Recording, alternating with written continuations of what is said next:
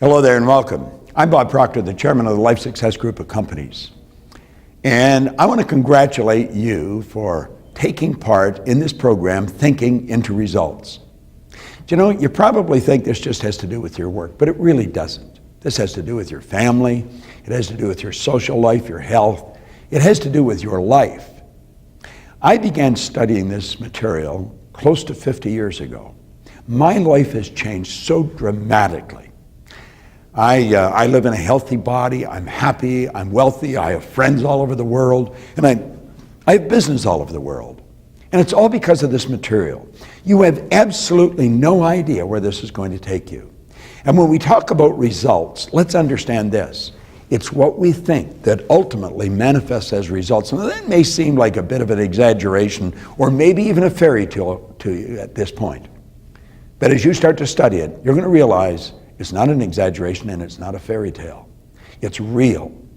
So take this program seriously. Your leaders are going to give you something that you're going to be grateful for the rest of your life. I am forever grateful every day to have this information. Because you see, I'm in charge of me, I'm in charge of my world, and you're going to take charge of your world. You'll no longer be a victim of circumstance or a victim of any kind, because you're going to take responsibility for your life and the results you get. We never have to blame, we never have to look at anybody else, and we are in control of how we think, how we feel, how we act, and therefore the results we get. You're going to start loving how you spend your days when you've got thinking into results in your pocket and in your mind. Enjoy it. Hello, I'm Sandy Gallagher, CEO of Life Success Corporate, and your partner on this journey, Thinking into Results. When I first met Bob Proctor, I was already a successful business attorney, and I thought my life couldn't get much better, but it did. My life has expanded dramatically. I've learned a lot from Bob since we first met. He got me to shift my thinking and see the relationship of my mind to my behavior and my results. Bob Proctor is widely considered one of the greatest teachers in the world on the topic of human potential and growth. He's worked with many of the top companies around the world, from banks to airlines to insurance companies to computer giants like IBM. Working with Bob generates phenomenal results. One of the most valuable concepts that Bob taught me is the importance of setting goals. Not just any goal, not a goal you know how to achieve. I'm talking about a goal, a dream, a vision, something you think, something you know, in fact, is beyond your experience today.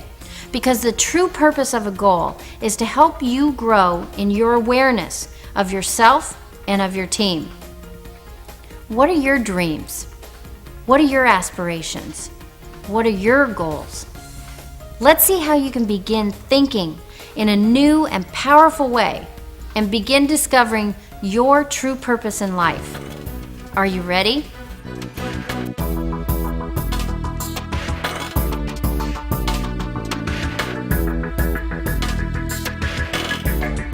The lesson that we're going to do right now could have a greater impact on your life than anything else. It certainly did on mine. You receive a little goal card.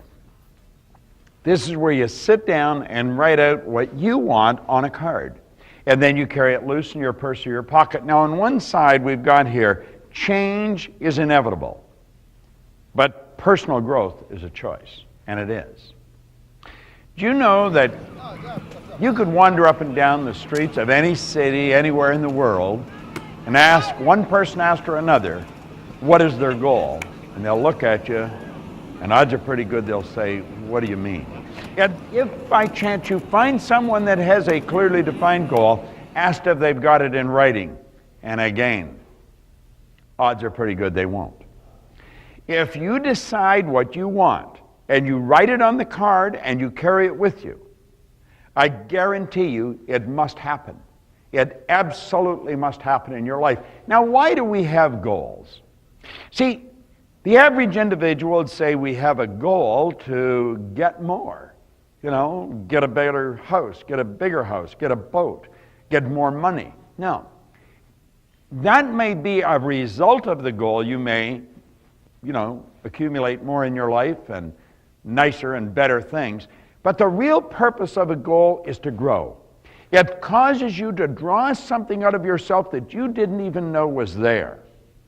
Now, when we set a goal, we're going after something we want. And if you know how to reach it, it's the wrong goal. Now, that probably sounds pretty silly. When you set a goal, you're going after something you want. And if you know how to reach it, it's probably the wrong goal. You're going sideways.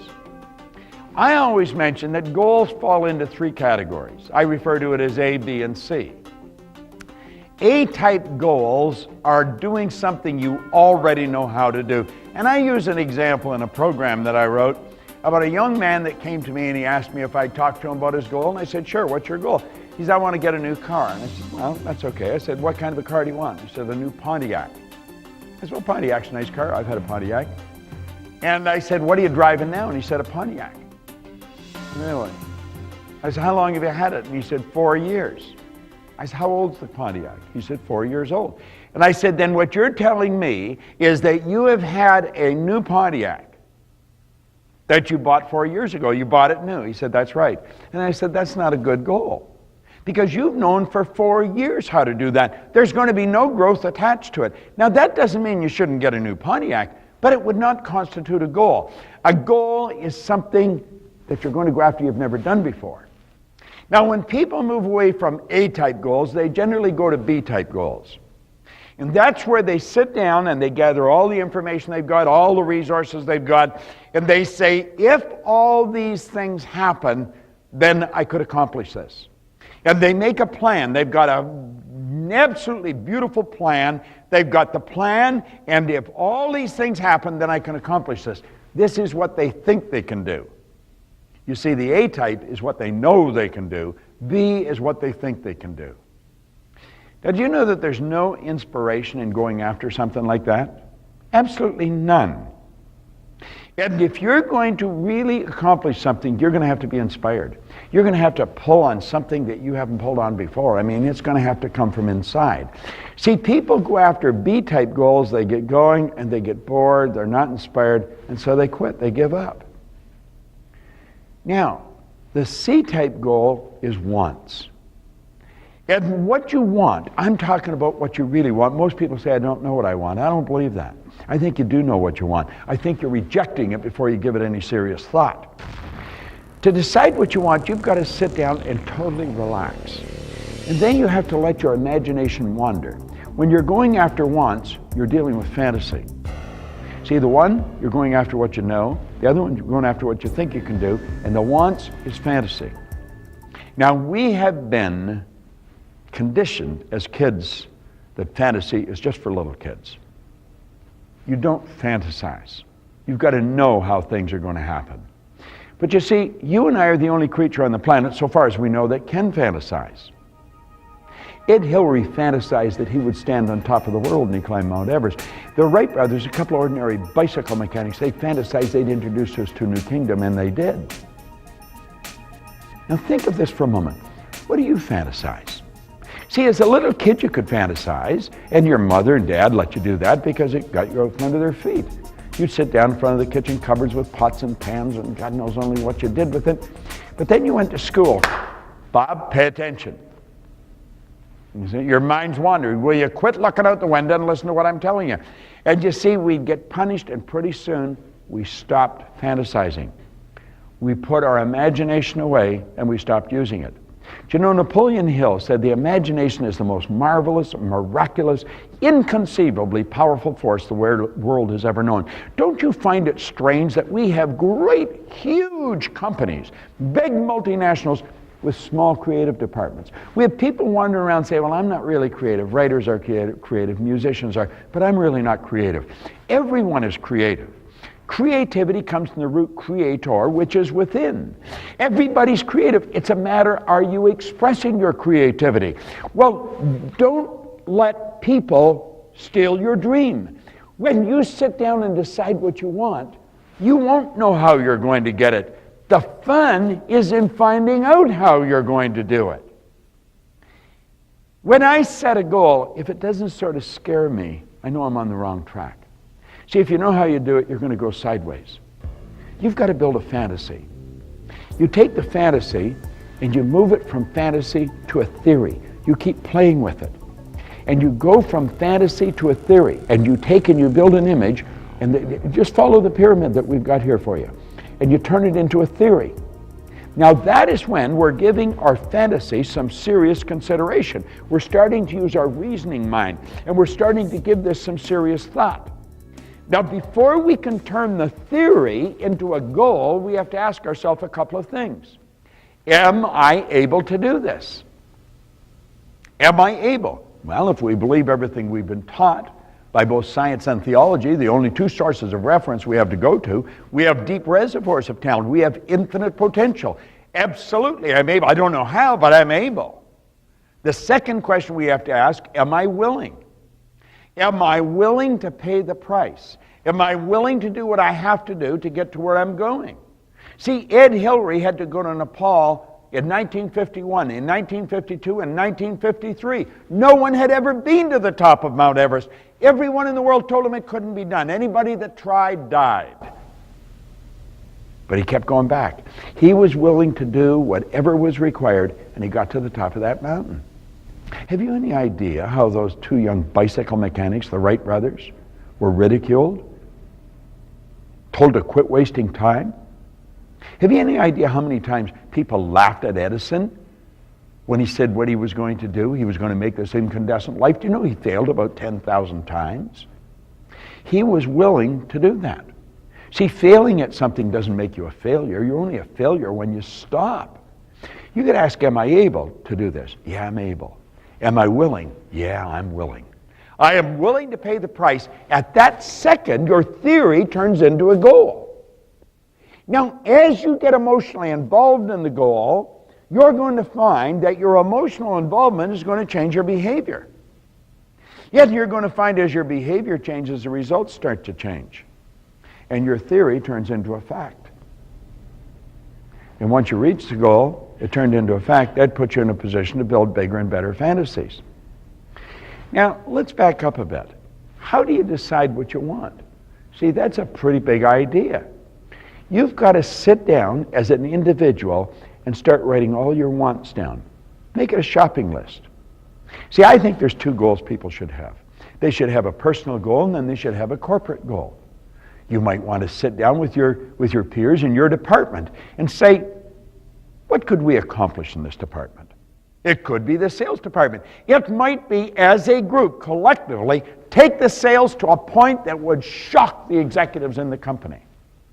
It could be in the machine shop. Let's make this place the most effective machine shop in the world. It could be in the accounting department. Let's make sure everything's right on tap. They're goals. And as we work towards them, we unify our energies. We work together, but we're working towards a point. See, when people are working towards something, they're alive. If they're just working, they don't have any fun. So we've got to sit down and we've got to decide, what do I really want? And start to make a list. You're capable of doing anything. And what we're really doing is raising our level of conscious awareness. And you're going to find when you decide on the thing on the list that you want more than anything, that becomes the star you're shooting at. That's what's written on the card. That becomes the goal. It might be an income, it might be a position, it might be a new home, it might be a trip. That becomes the goal. Yeah, that's what you work towards. And you're forever trying to become more effective so you can raise your consciousness and you become aware of how to do it. It's the same in a department. We have a masterminding session, a brainstorming session. How can we make this department more effective than it is? Now, you're going to find possibly someone say, well, I'm not doing that. Well, then that's okay. They're not part of the group. Don't let another person dictate how you're going to live. Don't let conditions or circumstance dictate. It has nothing to do with what's going on outside of you. It's what's going on inside. George Bernard Shaw said that people are always blaming circumstance for where they are. He said, I don't believe in circumstance. The people that get on in this world are the people who get up and look for the circumstances they want, and if they can't find them, they make them. So you absolutely refuse to let anything that's going on outside stop you. Do you know, there's a cute story about the Maharishi. and yoga, when he was taking his transcendental meditation to the world, or planning to, someone asked him, well, where's all the money going to come from? He said, wherever it is right now. See, nothing's created or destroyed. If nothing's created or destroyed, everything's already here, if not in one state or another. The way to fly airplanes has always been here. Internet, it's always been here. We just weren't aware of how to do it. And as we raise our conscious awareness, we've got it. Nothing is created or destroyed. All science and all theology have taught us that for years. Now, when we really start to understand that, we live in an ocean of motion. We're living in a constant evolution of change. But remember when I said personal growth is a choice. You've got to have a goal. You've got to wake up in the morning and get excited. I'm working towards my goal. That's what I'm doing right now, is I'm creating this program with you. I'm working towards a goal. I have a business partner, Sandy Gallagher. She wants to build this worldwide, the corporate division. And so that's what we're doing. That's what we're working towards. That's why we're spending time here right now, building this program. So help you. See, the only way to reach the goal is to provide greater service. And as you provide greater service, you're going to grow. You're going to move ahead. Things inside of you are going to start to happen.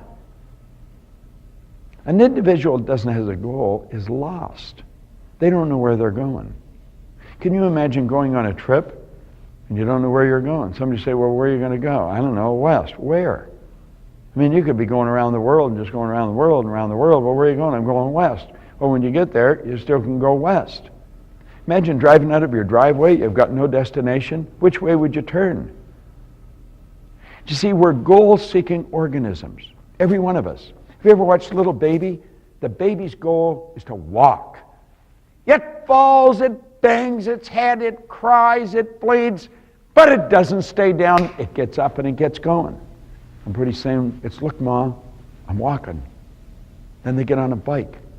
And the trick is to balance it, learn how to ride. Pretty soon it's, look, Ma, no hands. But do you know what your goal is? Your goal, your real purpose in life is to grow. You want to sit down and ask yourself, what do you really love to do? That's what you're going to get good at. That's what your purpose is going to be all about. That's what your goal is all about. Move toward what you want. Have a personal goal, have a corporate goal. Now, your personal goal and your corporate goal in your department should be consistent with the corporate goal that the executive team set. So you want to make sure, as you go towards the big one, that all your little ones will fall into place. And I guarantee you, you'll set something on fire inside of you that there's nothing like it. Goal achievers are productive individuals. They're happy, they're productive, they're prosperous. They're the ones that make the world change. Don't listen to people that tell you why something can't be done. Don't listen to people that tell you the economy is controlling them. You control the economy. You're God's highest form of creation. Steve Bowe, who was a vice president with the Metropolitan Life Insurance Company, said one time something that I have never forgot. He said, God's gift to us is more talent and ability than we'll ever hope to use in our lifetime. Our gift to God is to develop as much of that talent and ability as we can in this lifetime. I like that. You might want to take and memorize that. It's done me a lot of good. Now I've shared it with you. Set your goal. Get it on your card. Bury it in your mind. Tell yourself, I'm able and I'm willing, and then go and do it. This is Bob Proctor. Thank you. I'd like to congratulate you on taking this first step towards thinking into results. Now that you know a lot more about setting goals, the right kind of goals, what do you do next? You take action, because that's where the learning really begins. Without action, goals are just fantasies. So sit down with your coworkers, take some time and ask them, if we had all the resources we needed and there were no limitations or restrictions, what would we want to accomplish together as a department? It's really a great opportunity to collaborate and be creative, because everyone wins by coming together for a common goal, and everyone soars when those common goals are big, worthy goals. So good luck, and I'll see you at the next lesson.